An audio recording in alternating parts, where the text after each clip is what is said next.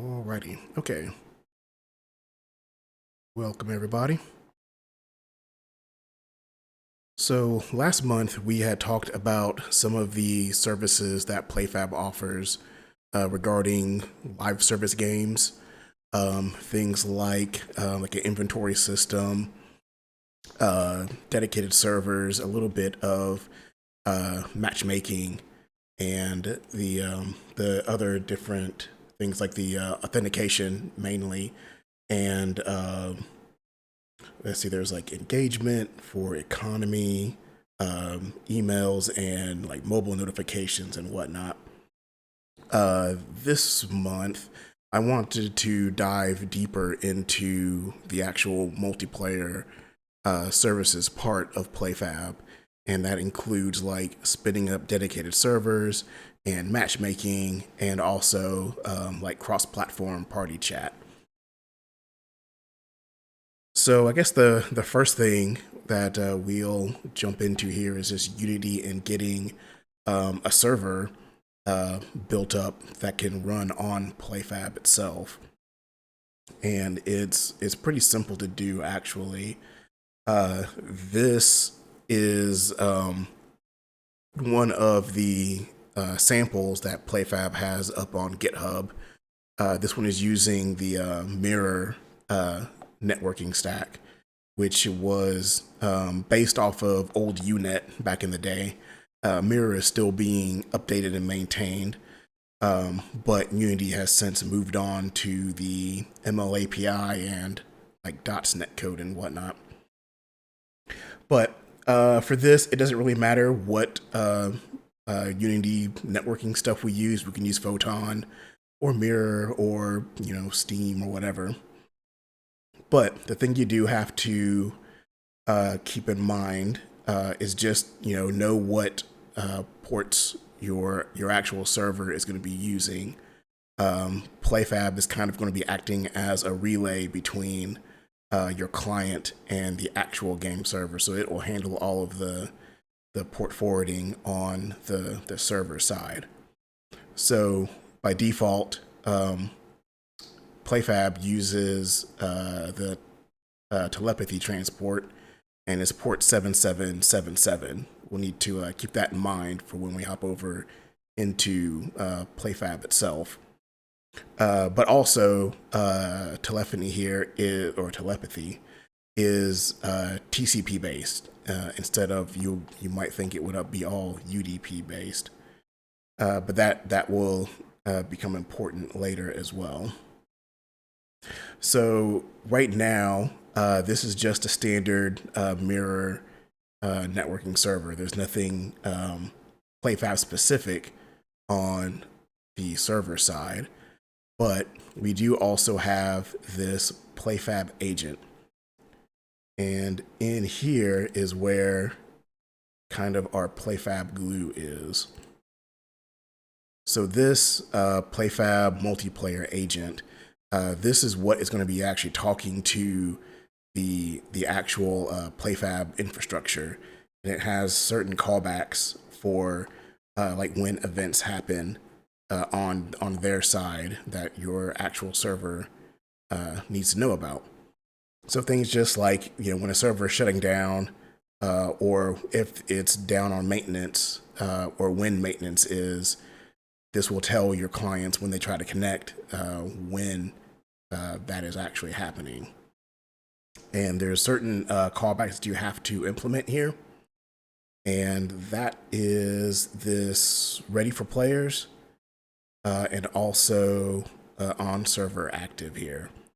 So ready for players just means that you are telling the Playfab infrastructure that this server is waiting for players to actually join. Once a match starts, you can't just join up drop in, drop out style. You kind of have to do some more plumbing on the back end for that. And then there's on server active. So once your server actually is running, then you need to tell the actual Unity server to actually start listening for a connection. There's also on player removed and on player added. And these are just telling the actual server how many players are actually on this server.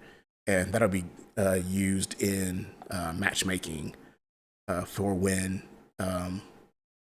servers are actually full and don't accept any more matches if you're doing some backfill. Then there's just on shutdown, and here's the maintenance queue here. So once you have this set up and you have your callbacks registered and listening, then all you have to do is just build it out.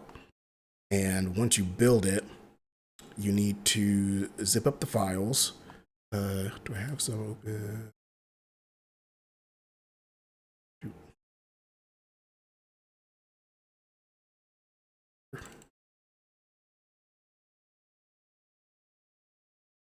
So this is just a, like when you do a normal build, you'll have your, all your files that get output, and you just need to zip this up into a single zip folder, and then we'll upload that up to Playfab, and that'll be the build that actually spins up on their side. It actually runs in a Docker container on the Playfab virtual machines.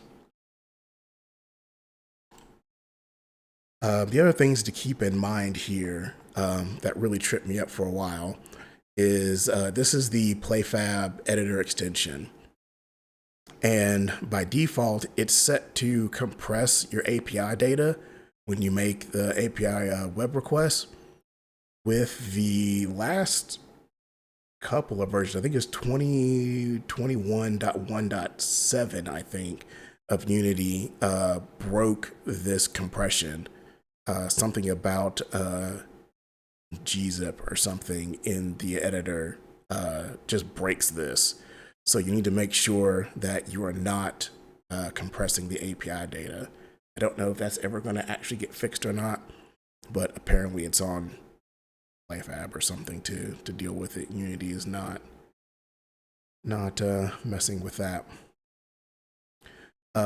So yeah, once you have your server zipped up, we'll hop over here and you can create a new build. So when you create a build, I'm not actually going to create one here, but you give it a virtual machine, which for Playfab, it's between 2 and 16 cores. You get 750 core hours per month for free. And then with the lowest being 2 cores, I think it used to be 1 core for a while, that gives you 375 hours of this server running per month. It runs in a Docker container. You can also run it in a process if you want. This will give you some statistics here, and then we can upload our actual zip file there. You can also give it some regions. So if you want multiple servers for different regions, I think these just support Northern Europe and Eastern US. I think if you do some of these other ones, you get more regions. And it also gives you an hourly rate, which is about 20 cents per hour. You'll also give it standby servers and max servers. So your standby servers are servers that are waiting to be connected to, and then the max servers will be the maximum number of servers that you can have. So you don't get any unexpected charges for if you get a spike in your actual usage. You need to have a port name. It doesn't really matter what you actually name it, but this port name here has to be the same as what your server is listening for in Unity. And you also need to make sure that it is TCP based for that default mirror. I'm not sure what, I think the ML API uses TCP as well. And there's also certificates you can upload for security purposes. You can also give it, up here in the virtual machines, you can give it servers per machine. So if you want like, 20 or 25 server instances running per machine, you can do that as well. And that won't increase the actual server cost because it's still on one machine. But let's just cancel out of that.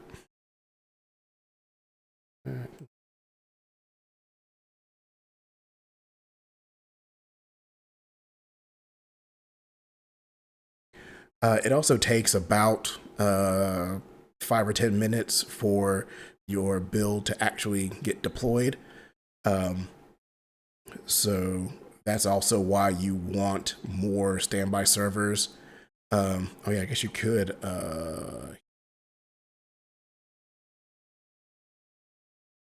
You can edit some overrides, and these will basically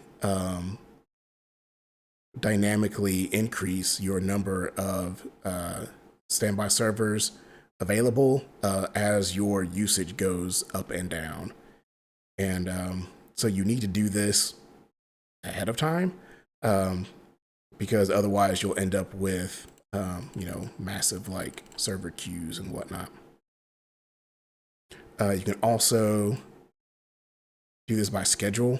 So if you know that you have like a big update coming up, you can schedule more servers for when that update drops, or like for the weekend, you can schedule more servers for Friday, Saturday, and Sunday rather than the rest of the week where you might have a lower usage count.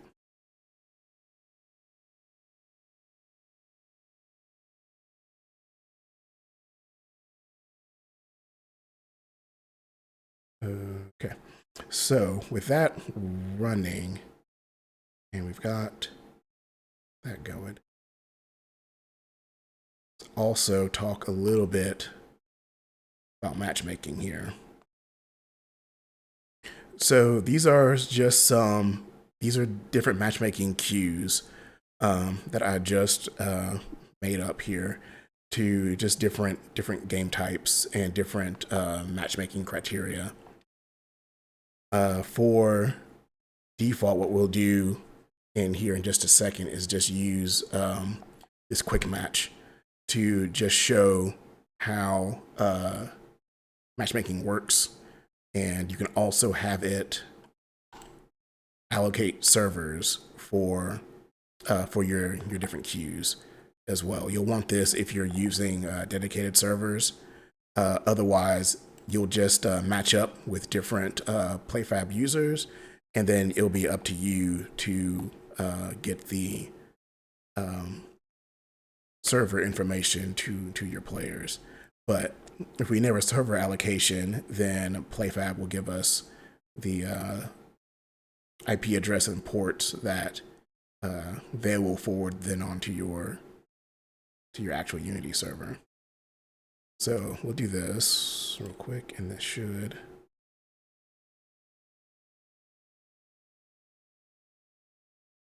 And we will also actually, yeah, we'll just do a demo of that real quick. And also there's Party as well.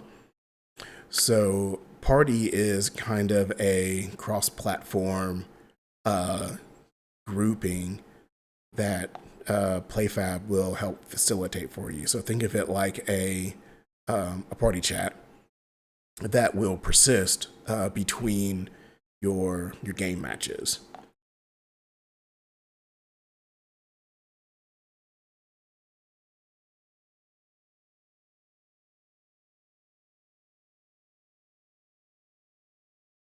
So let's spin up client.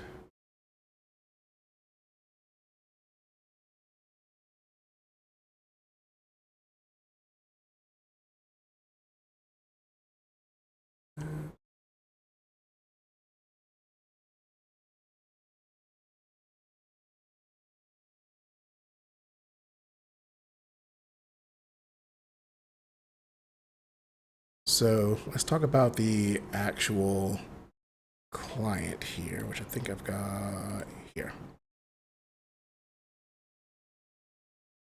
So what we're going to be doing here is we're going to be authenticating through the Playfab API, and then we're going to start a matchmaking match, and then we'll start a party chat. So here with Mirror, the way you can send messages back and forth if you're not doing like the peer-to-peer client host thing is you can register these handlers with a network message and a callback. So whenever your client receives a message of this type, then it will run this callback, and that's how you get the said information from it. It's not really going to be like a netcode talk, but so when you get like your maintenance message, what this will do is when you try to connect to the Playfab server and it's down for maintenance or there's one scheduled, this will actually just tell it to you before you actually connect to the Unity side of it. And here, where we connect to our server, we will give it our Playfab ID, and then that will tell our server that we've joined that Playfab server.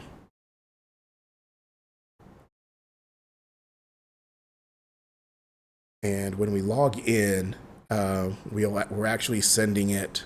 I guess we could just pull it up here. Here in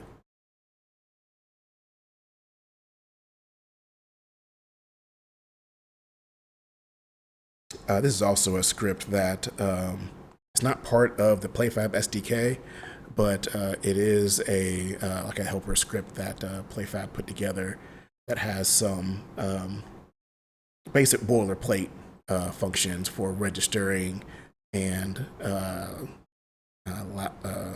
logging in with Playfab user account here.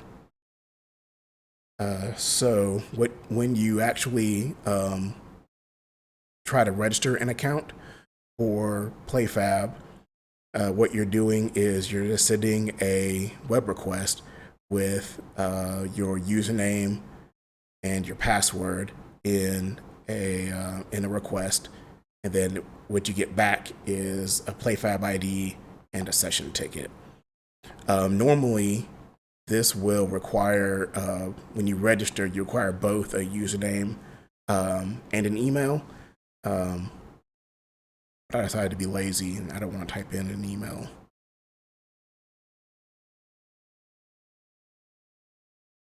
You can also authenticate through Facebook and Google and Steam and PSN as well as OpenID. But we're just doing the regular Playfab username and password here. You can also log in anonymously, which will, here you can log in, well, they call it silently, but this will log in with a custom ID instead of a username and password, and this will just be a device ID that is unique to whatever device you're actually using, whether it's Android or iOS. Or for Windows, I think it's this system info, the device identifier. I think it's just a GUID. But that can be saved on the Playfab servers, so you can have a persistent account without having a username and password. I want to try this with the Quest headset. I'm not sure. That should still work. It's technically Android. So yeah. Once you get a login success, then we will start. I did have it do that automatically, but I think I removed that. We'll just start a matchmaking queue here. And I just made a quick match here. This could technically be whatever these queue names that I made up earlier would be. This, you could do this as an enum or whatever. So like most things, it's just a web request. So you give it a ticket request. You have to give it a creator, which is a new matchmaking player, which is just your title ID. I guess I could show the actual player information here, because that would be kind of important. The matchmaking player attributes, these are the different attributes for your different rule sets. So this could be your game modes would be listed in here. Right now I've got latency. So this would be the latency to this East US server. So if you have multiple servers in multiple different locations, you could check the latency between each region and then automatically connect to the one with the lowest latency there. I'm just setting it as 10, just as an example, which you also need to have a region for spinning up servers, like what to do. There's also a give up time. So after 120 seconds, it'll just cancel the request. We also have to give it our queue name. So as a result of the ticket request, we will get a ticket ID, and then we pass that ticket ID into this polling function here that we have to basically poll Playfab every so often to make sure to see if we have a match actually created. And for the actual ticket here, we'll pass in the ticket ID and the queue name. And then we will do this every 6 seconds. Well, I could put 7 seconds here. But you can only poll the API here 10 times per second, or else it'll throw you an error message so you don't like DDoS the matchmaking queue. But yeah, you only do it once every 6 seconds. And if we get a result back as matched, that means we found a match and we'll actually start the match. We also make sure we stop our coroutines, whether we cancel or matched. Then when we start our match here, this is where we actually get our server information, because the match ID here, we'll also grab our get match. So we'll have our match ID, our queue name. I also put this return member attributes. So this will get attributes that we threw in our queue up top. I believe that is these attributes here. So whatever you have, you could put usernames here. You can put, if you're doing like a class-based, Overwatch style hero shooter, you can put their character name that they chose here as well. And so once we get that, we also get returned the members, the people that we've actually matched with. We get their player IDs, which is their, this is a little bit complicated, but this is their title ID. And for that is just a, I'll show you here. So for our players, a couple I've made here. So basically when you create a basic Playfab player, you have a title player account, which is per game. You also have publisher data, which is for any game that you have created under your studio here. So when we here we have there's game developers, we have multiple games here. These would share publisher data between them.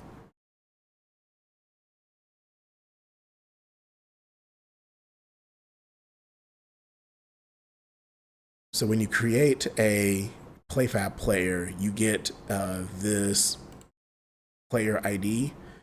You can also set a display name, an avatar image, contact email. When you do when we do like password resets, they will send you a email with a link to change your password. Also for notifications, if you're on mobile, you can push notifications out. But you also have a master account here. And this is the same as the publisher data. This account is also what is tied with your display name, which I'm not quite sure why they did it that way. Here. And your identities are the other ways that you can log in. So here it would be your custom ID or your Android device. There's also, if you set it up, you can link with Facebook, Twitch, Steam, Google, whatever here. And all these will be tied to this one account. So back in our code here, I don't like having to do it this way, but I couldn't figure out any other way to do this.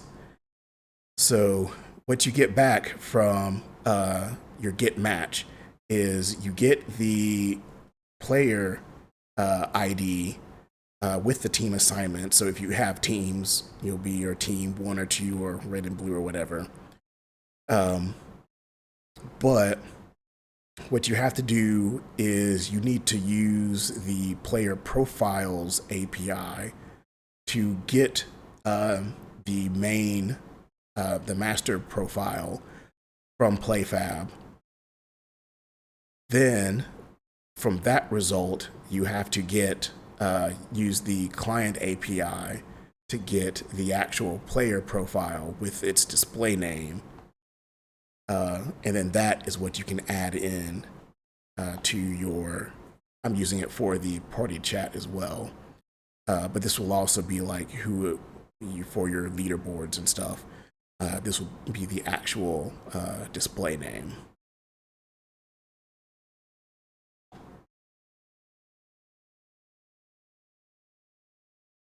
So the party chat is interesting because this technically, neither does the matchmaking really. None of this actually happens for when you connect to your actual Unity server. This is independent of all of that. You do have to actually log in first, but once you log in, you can just create a party chat if you want.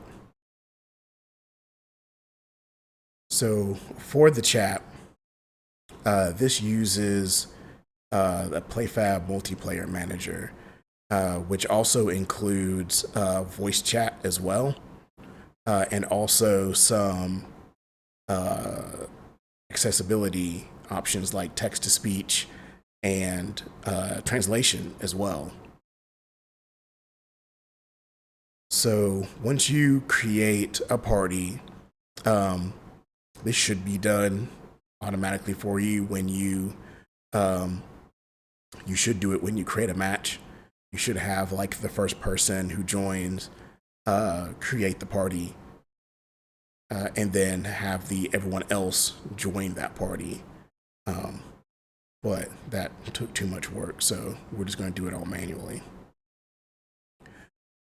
So what we're going to do here is we're going to call create and join.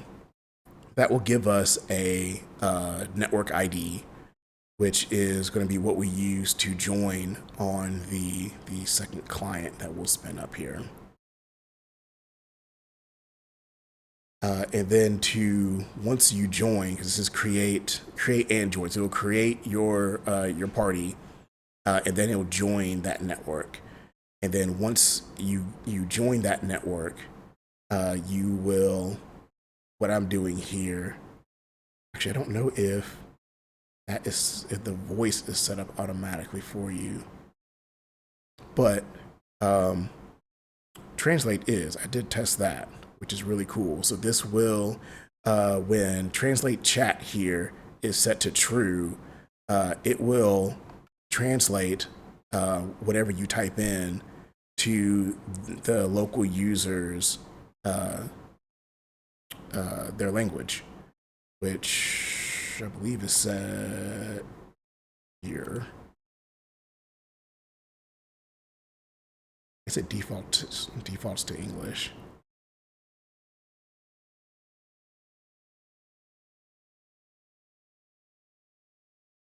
Save that.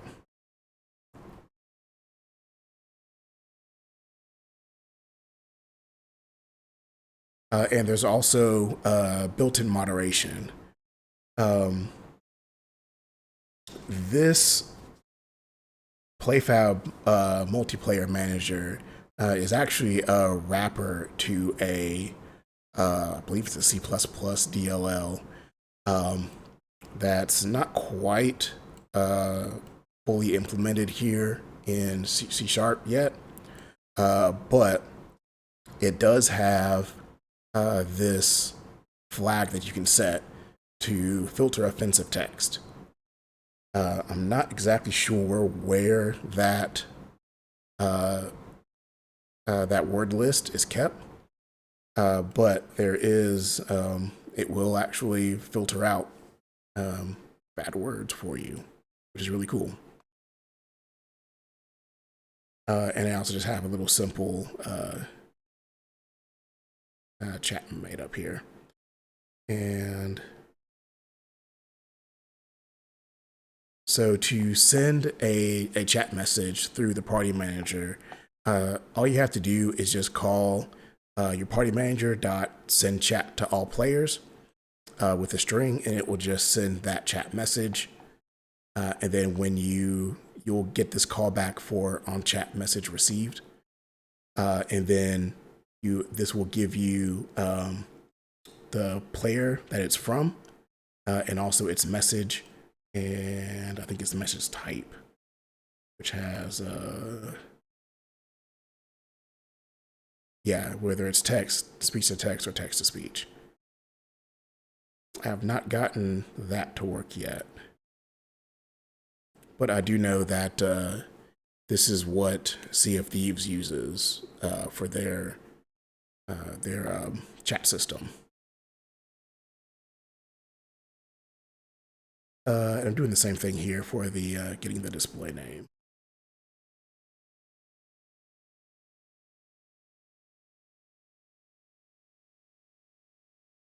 So let's check this out. Server.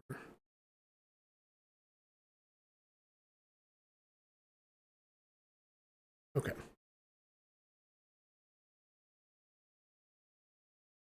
Because I said, you need to make sure that this compressed API data, actually we need to show you and see, because it will not work. And then also sometimes it just randomly decides to re-enable itself.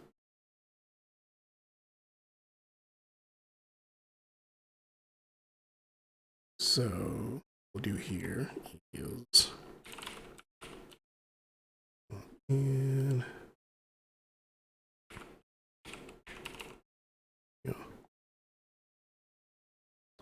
so if you get this unrecognized content encoding error message here, that is this compressed data. Blink. So it logged in, and this is my Playfab ID of Not this one, my other dude.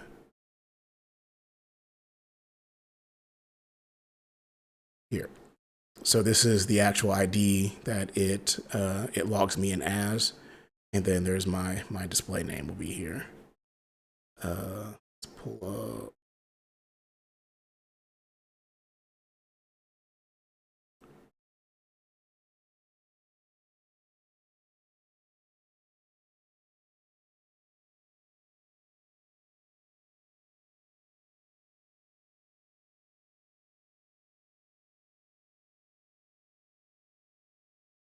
Here. Okay. And here I've got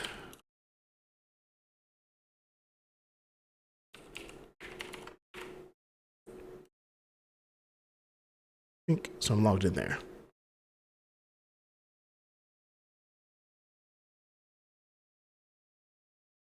So here, that show up. Okay, good. Yoink. All right, so here what we'll do is we can actually just, we'll just party up. So what this will do here is if this was blank, it will create a party.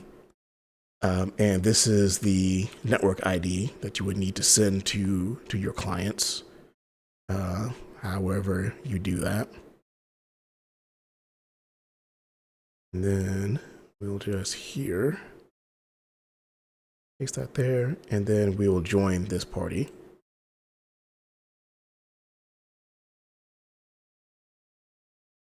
Yay.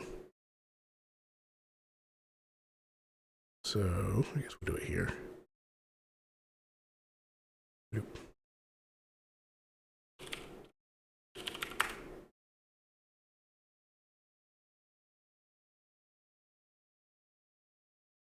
Here and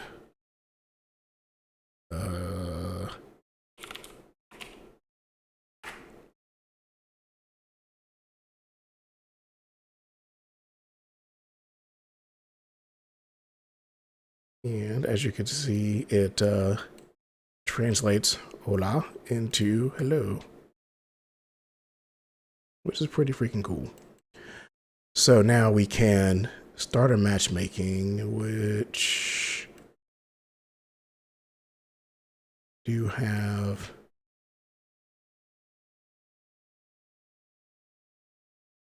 we'll set up for quick match.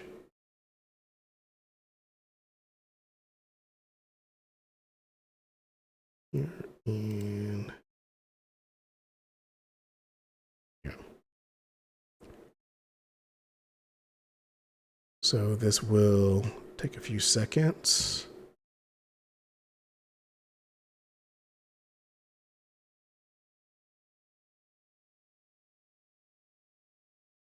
Maybe.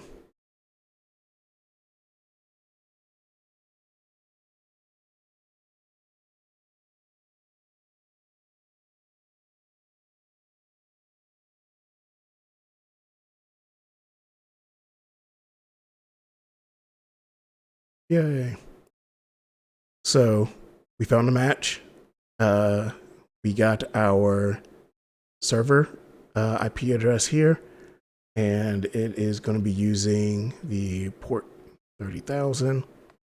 And we are now connected. And at this point, this is just normal Unity networking stuff. So if you had a game going, if I put a player prefab in here, we could run around together.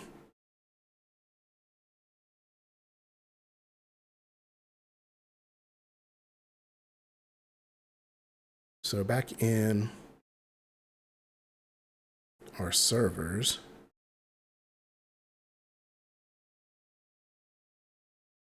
we've got an active server and no more on standby. You can check out our virtual machines.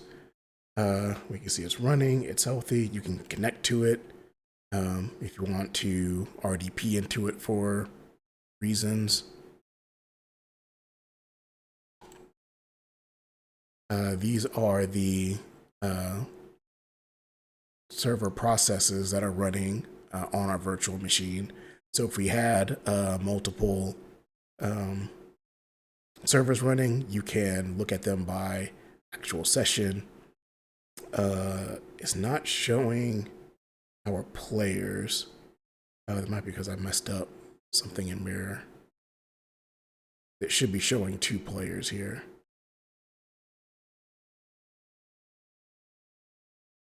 I think I can actually do anything.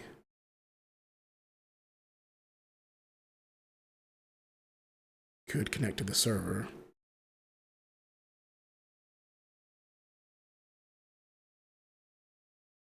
But I'm not.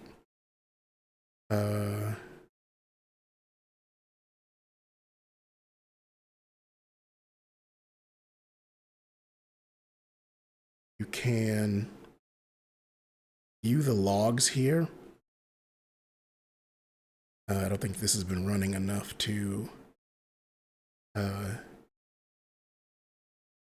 actually search the logs. I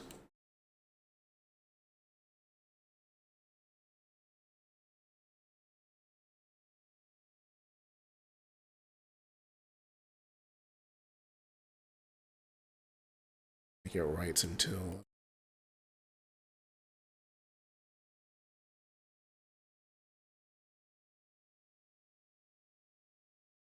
it shuts down.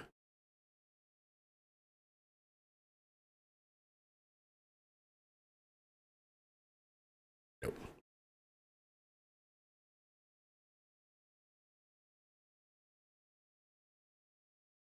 It will show parties. Testing a bit earlier today.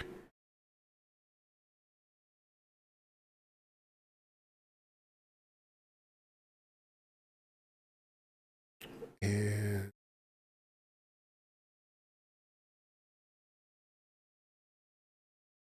yeah, that's about it. I'll show a bit of the actual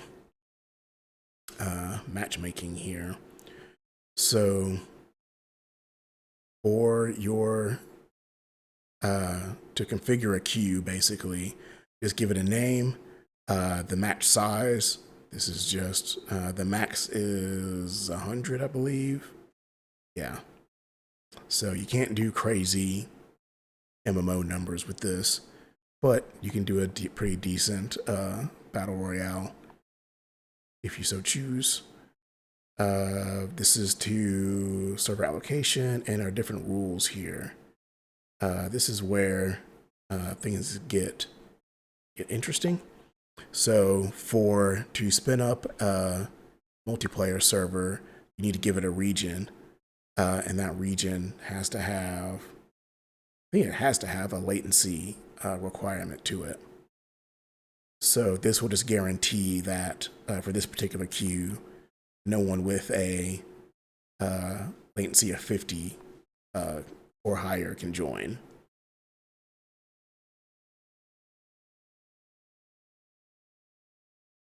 So you can also do things like teams. So with teams, you can have, I don't know if there's an actual limit of how many teams you can have, but you can do multiple teams of various sizes.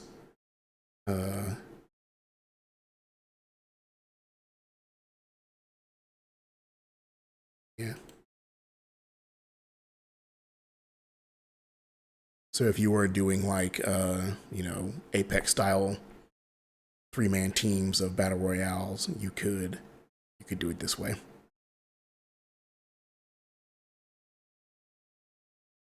You can also do something like a skill-based matchmaking here. If you have, however, you're actually judging your skill levels for your games, you can have it search for said attribute. This is just called skill. This can be saved on your player up here as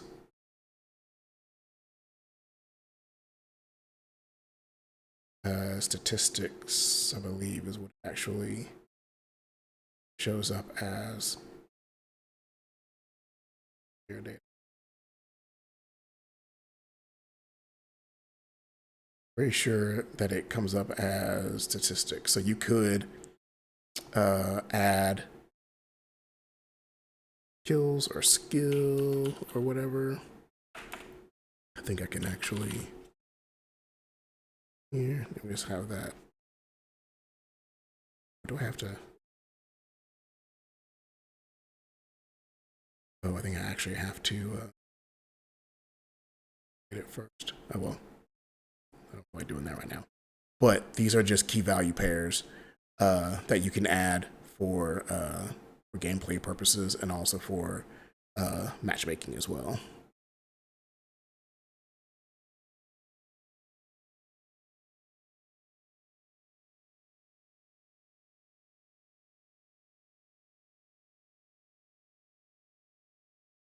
Back here.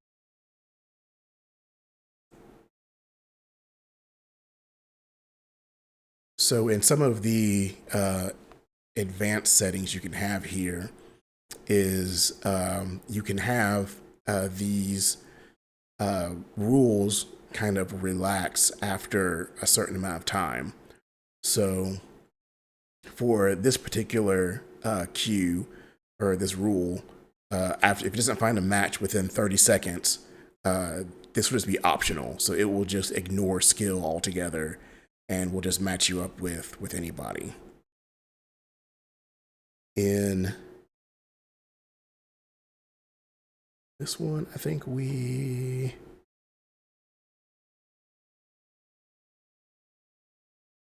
yeah. So what this one will do is this is basically the same rule as before. You have the difference rule. So by default, if you don't have a skill attribute listed in your matchmaking queue attributes, it will default to 0.5, and then it will match you up with anybody with this value or higher. But if you do have one, then it will try to match you up as close as possible to your skill level. But it also will relax itself this was set to 5 seconds. Every 5 seconds, it relaxes it a little bit more and a little bit more until it gets to the default. But actually, if it gets this far, it will ignore the rule completely anyways.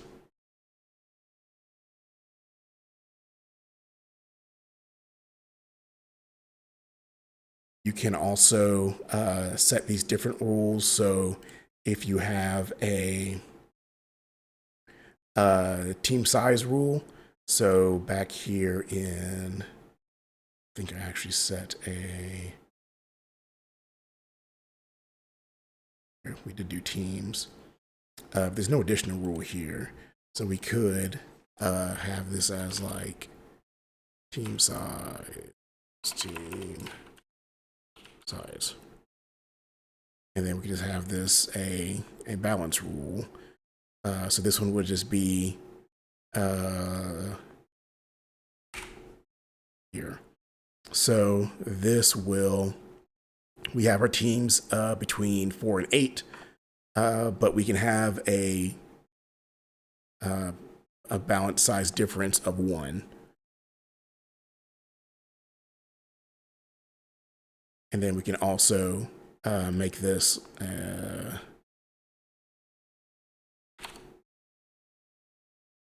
30 seconds. And if we still don't have a match after 30 seconds, then you're just going to be 2 on 8 or whatever.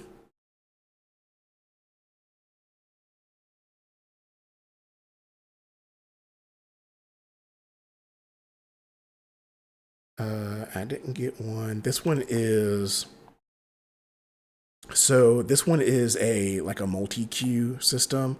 So if you wanted to have like all of your team games here, you would have like if you want to do capture the flag or team deathmatch or whatever that is like 4 on 4, and you want all of your 4 on 4 queues uh, to be represented here in your queue, you could do that, and you would have this attribute name game mode.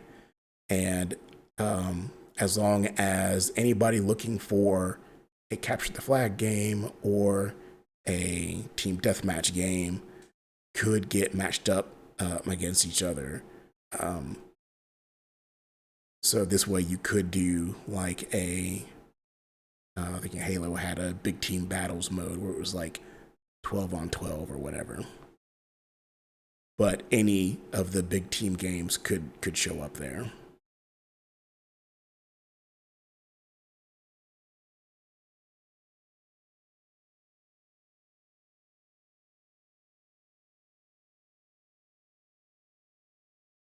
And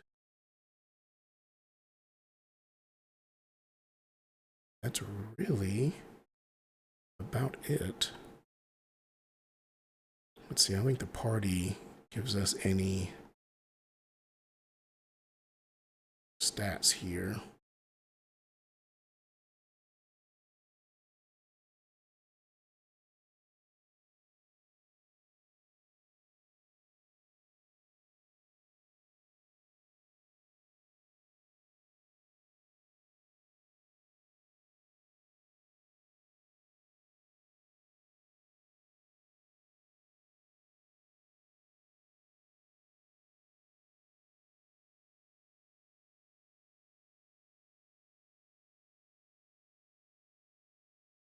It's being slow.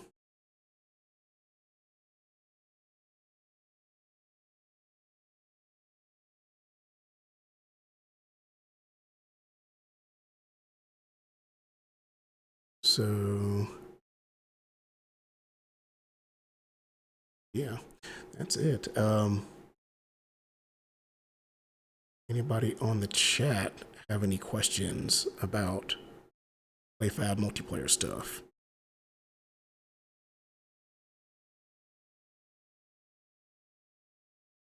Not here. Looks pretty cool. Easy to set up. Yeah, it was. It's surprisingly easy to set up.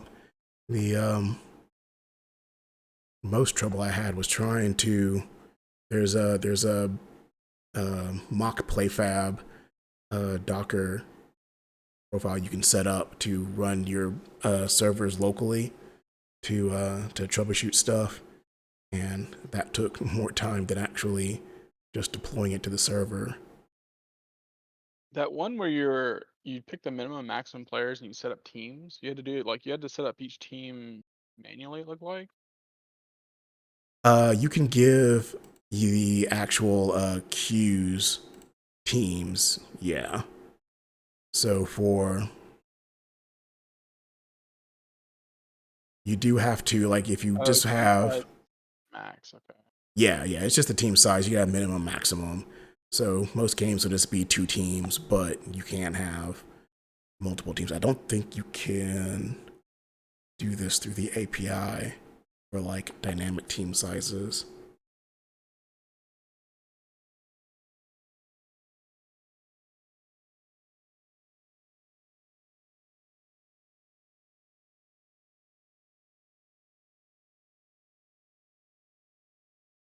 Just Yeah. odd if you could put like a max, like you could define max players higher than the teams that you define. Like, let's say you have two teams there with a max 16 players for both the teams. What if you set the match size to higher than 16? Would you just have a bunch Oh of like no, random it actually will not? throw you an error message if you try that. Oh, okay, gotcha. At least it should. Oh crap, it didn't. I mean, I guess you could have a game type there where No, Huh. that should have I thrown an wonder if it's error. It might. well, maybe, I mean, I guess you could have a situation where you could have more people on one team than the other. Like, maybe, I don't know. I suppose so. Yeah, I guess you couldn't do like 17 players. That would. Because that's not so fair either. Hey, well, it'll do it. I guess it'll try to. It'll probably throw an error message if you actually try to. Uh, Yeah. huh. That's funny.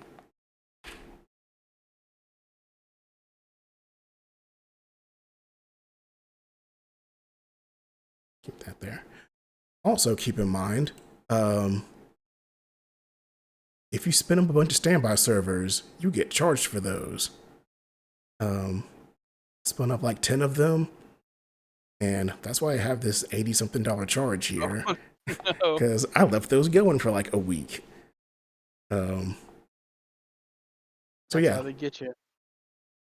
So yeah, just be careful about that. I'm going to actually I feel like everyone that's done like any cloud, like spun up cloud instances has gone through this. yep, something you only Like do once. even companies will find like servers that they've spun up that they just forgot about. They're still running.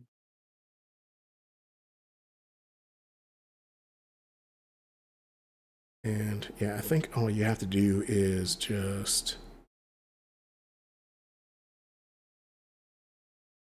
down and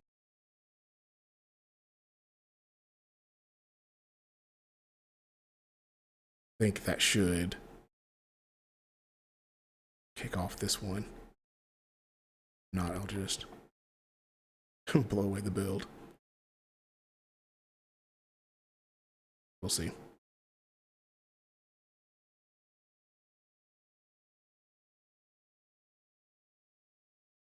But yeah, that's about it for Playfab. I don't think there's anything left to actually go through. I don't know what we'll talk about next month. We might. Isn't there a game jam coming up? Wasn't Ludum Dare soon? Say Justin said that was last week, but I could be wrong. It was upcoming. Let me look it up. Ludum Dare. We might. Yeah, October 1st through the 4th. Okay. Could do something online. Yeah.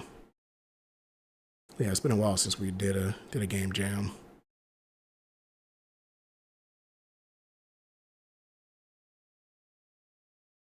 Yeah, we Cool. can talk about that offline and get that set up. Yeah. I think they're doing. Should be doing theme round.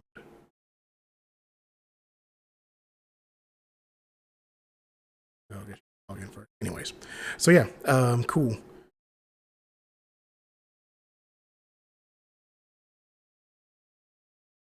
Alrighty. Okay, so yeah, we'll get this up on get the VOD up on YouTube for folks interested, and yeah, join us on the Discord or in Telegram, and we'll be game jamming in a couple of weeks. Cool. All right, yeah, I want to hop on Valheim in a few minutes here, eat some dinner, and check out the new expansion that came out. Yeah, I'm gonna do some family stuff and see what's going on. I might be able to hop on for a little bit. I guess the information will be in Telegram. Yeah, it's in Telegram, and I think it's pinned in Discord as well. But yeah, server info is still there. I'm still paying for that server. Speaking of. Alright, cool. All I'll right. see you later. Yep. Talk to you later.